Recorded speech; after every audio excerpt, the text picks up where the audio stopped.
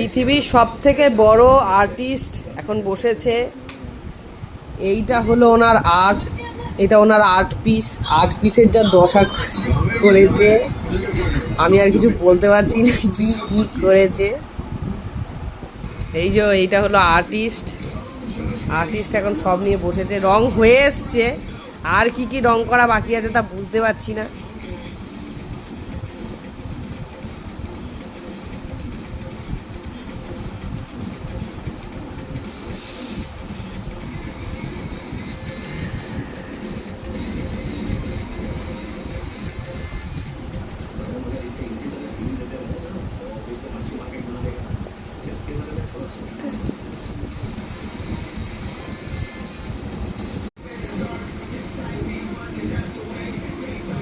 বাবা একটু তাকাও, তাকাও না।